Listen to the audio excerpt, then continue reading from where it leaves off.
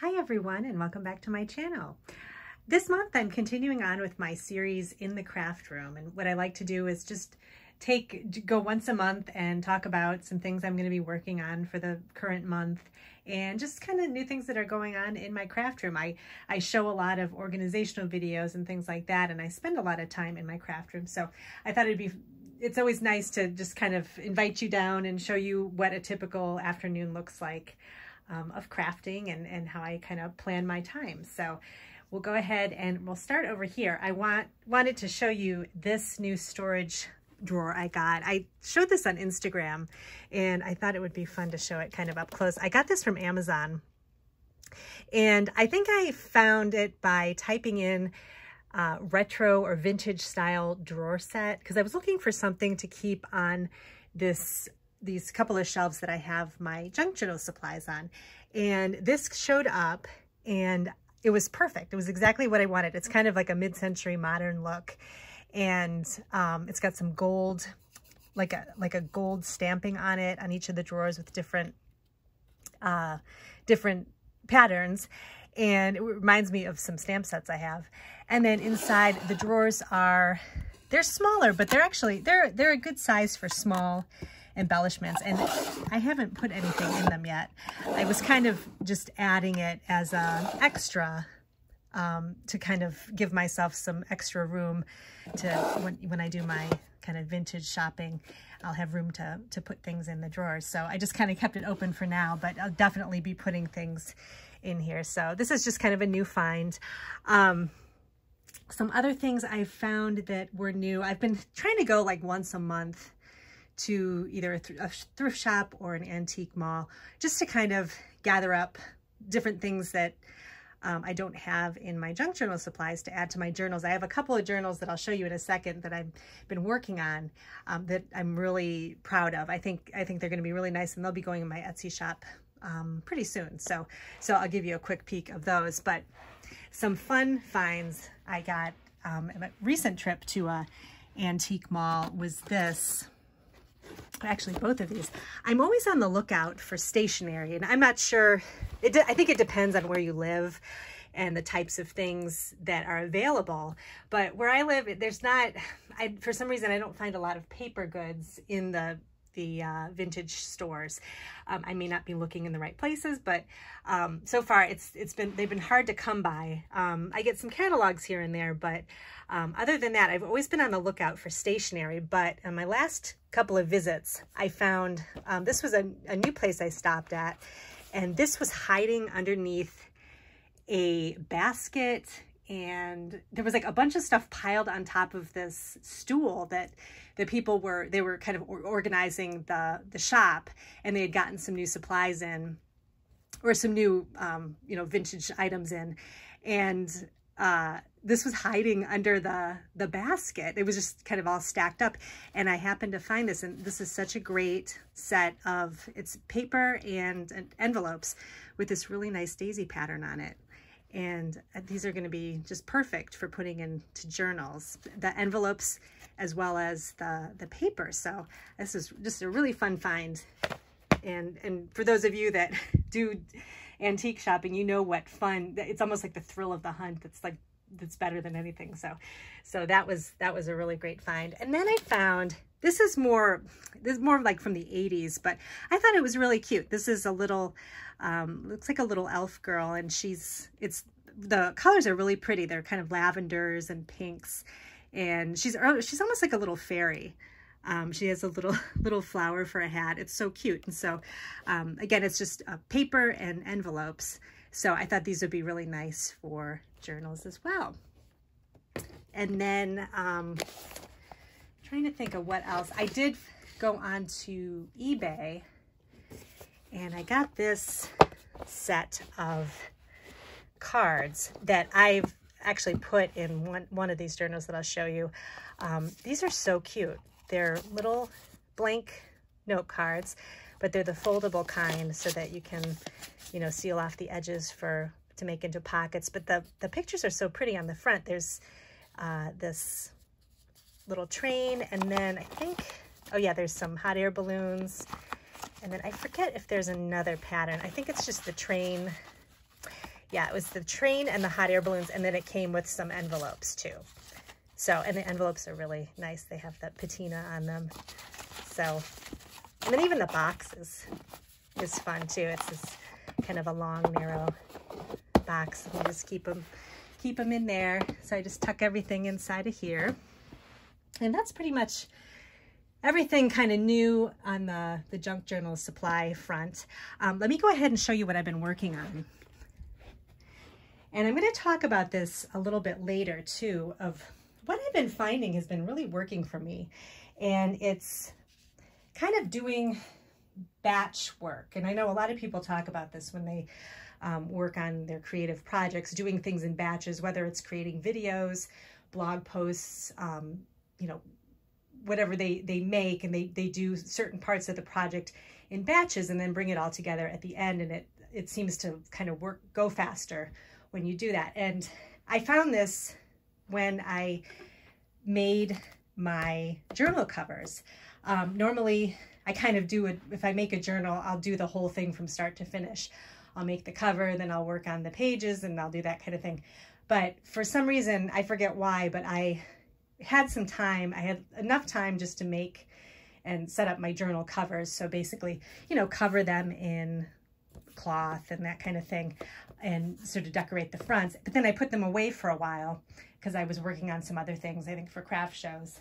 And then I recently brought them back out again, and I had both this is the one journal I'm working on here, and then I have this one too that is kind of an opposite journal. This is sort of a mid-century modern journal, and I had already prepared the cover and everything, so I grabbed the two covers, and I had enough time on an afternoon to just make up pages for both of the books, and I did that. And then all of a sudden the books are finished, and now all I'm doing now is adding some pockets to them and maybe some little tuck spots or something, and then they're going to be finished and ready to go in my shop. So I'm discovering that this might be a good thing to continue to do, is to kind of batch my projects. So I think I'm going to try this, and I'll talk a little bit in a minute about how I'm going to do that with my greeting cards. But let me show you these really quick. So I'm going to do a full flip through when they're completely finished. But like I said, they're kind of they're opposite journals. This one is more of a feminine, kind of a tea and cookies and book type themed journal. And then this one is a more masculine style, mid-century modern, lots of October afternoon paper in here, plus a lot of vintage papers that I've found recently too. So these are really fun. And I'm just getting ready to add some October afternoon. This is a public library, and I'm just going to add a couple of pockets using some of these papers. So I'm working on that.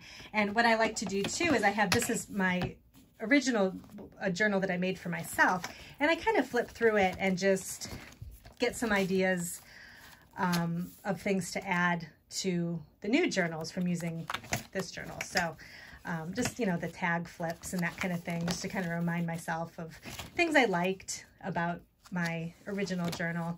And then I'll go back and maybe add some of those elements to the new journals. So that's just what I've been working on. So I'm almost finished with these. So since I finished my kind of summertime crafting, I just finished a craft show where I did a lot of summer themed cards. I'm getting ready to start my fall and holiday themed cards. And every year I'm always kind of late to the ball game when it comes to that kind of thing. So I'm really glad that I'm getting started now, because I'll have everything prepared for craft shows coming up. I have another one in September, and then I have one in November that's more of a Christmas themed one where I really want to have a lot of products like that. So I'm just kind of getting everything. I was getting everything cleaned up in my craft room here from summer crafting. I went through, I've talked about this little stand before. It's a 3-tiered stand, and I keep all of my stamps that I'm regularly using for the summertime crafting. I keep them in here, and then up on top here are all of kind of the new products that have come in that I want to work with.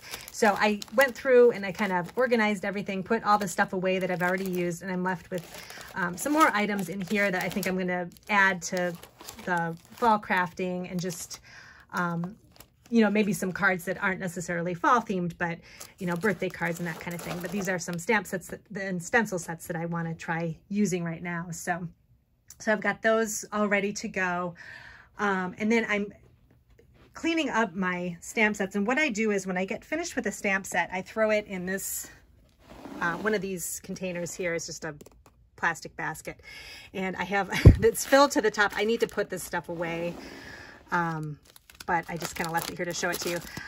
This is like graduation stamps, a lot of floral stamps that I made a ton of cards with that I'm ready to kind of put away for now. And I've got some ocean stamps, ocean waves, so it's kind of summer themed stuff. So I'm going to put this stuff away, and then I'm going to get ready and get out all of my fall stamps and get everything prepped for that. So let me show you really quick how I store my fall stamps. I've shown this on my craft room tour, how I basically keep my stamp sets. So I do them according to type of or theme of the stamp set. So images and shapes, birthday, that kind of thing. And you'll notice my stamp sets, they're not very neat and tidy. But the reason I like them like this is because I keep everything in their original packaging because I can see it. And I totally admire those people that use the envelope pockets and they have the white cardstock in the back and they have all the different, you know, everything is kind of the same. I wouldn't be able to find anything if I did it like that. I need to see colors and I need to see the logos of the stamp companies. It just works for me. And it doesn't look very tidy, but it actually is. I have, you know, the little dividers and everything, but it works for me. So if you're ever wondering, you know, if you wonder why you can't find your stamp sets or why you're not using things, reconsider possibly starting over as you get new things and just leaving things in their original packaging.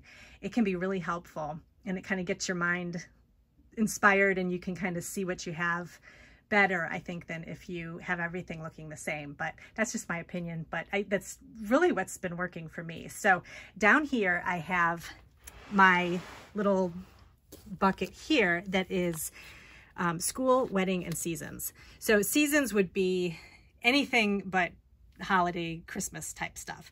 So it would be fall, Valentine's Day, what else? Easter, St. Patrick's Day, anything like that. And let me show you what I have. Pull this out here.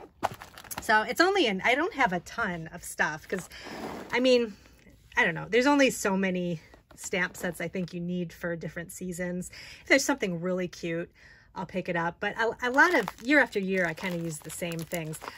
Last year, I did pick up quite a few fall stamps because I was wanting to do I felt like I didn't have a lot of fall and autumn themed stamps. So I kind of filled in my stash last year. So I didn't really buy anything this year. I do have a small order coming in of there's an embossing folder I got that I really liked. And then I think a couple of Christmas stamps, and I'll do a separate video on that. But I kind of picked those up along with some other just supply refills that I needed. So, but that's all I'm going to be getting for the upcoming season. I'm just going to kind of use what I have. So these are my fall stamps. I have a lot of Lawn Fawn.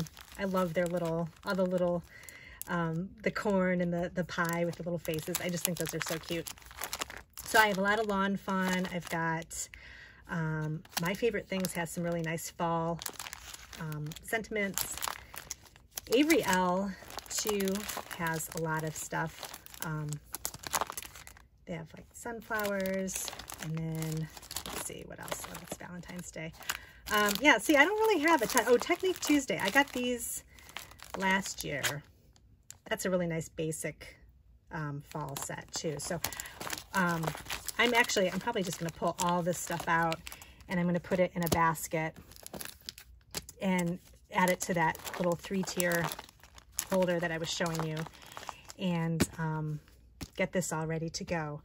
And then the next thing I want to check too is my die cuts.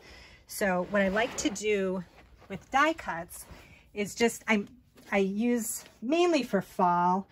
I have leaves and some flowers. So this is my, again, it's kind of like a sloppy setup, but again, it works for me for die cuts. So I keep my leaves along with flowers in this section. So what I'll do is, show you an example here. Oh, I think I put them all in back here. Here they are. I have a ton of, I have lawn fawn leaves, a couple of different styles of those. I'm not sure what that's doing in there. And this is a hanging plant. I know I have some other, oh yeah, here we go. Oh, this I got last year that I want to use it again. I got this from My Favorite Things. I really like this.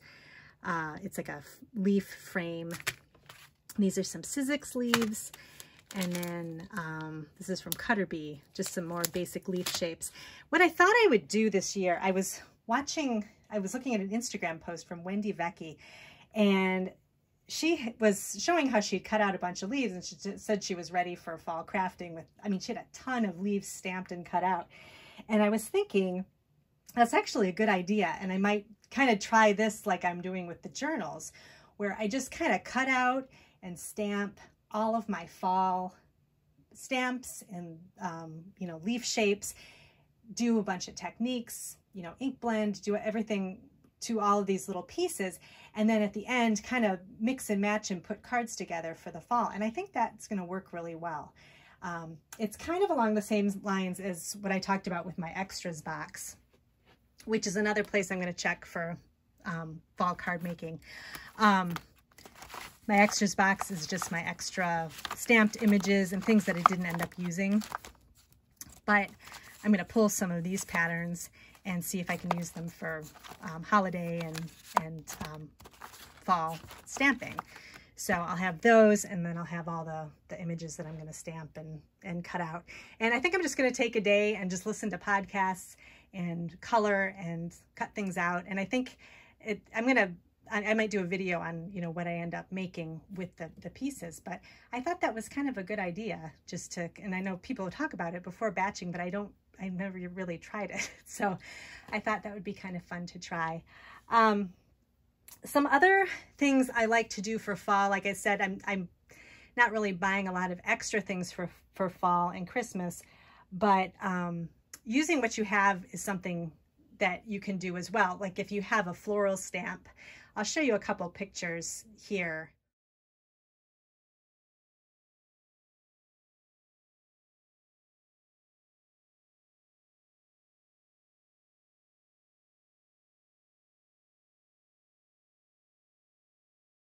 So those flowers are basically, they're flowers you could use for summertime, for any time of year, but I like to use them. You can just add different colors depending on whether it's fall or winter.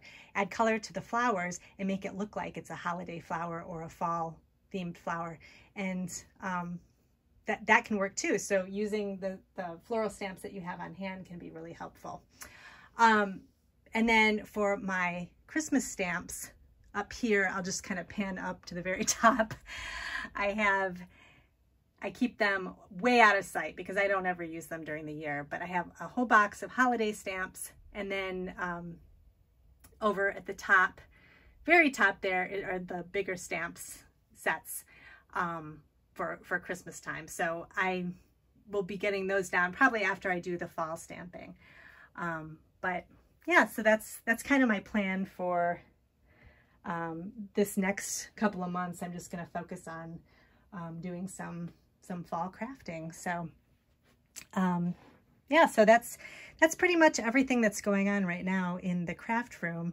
Definitely sign up for my newsletter. I have a link down below that you can sign up and get kind of monthly news on what's going on behind the scenes. A lot of the stuff I don't talk about, like on videos and that kind of thing, and I give some other tips and tricks, so it's always fun to sign up for that and see what's going on. Also, another little bit of news, I had 2 Etsy shops, and I'm going to be switching over to just one shop. So I have a kind of a vintage shop, and then I have my main shop for my handmade items. I'm going to just combine everything into one shop. I think that will work better. And I'll have my main link up so you can buy handmade journals, cards, things like that. But then I'll also have junk journal supplies, as well as possibly some smaller vintage items too that I find on my antique mall travels. So yeah, leave a comment below if you have any questions, and I hope you enjoy your fall crafting, and I will see you in my next video.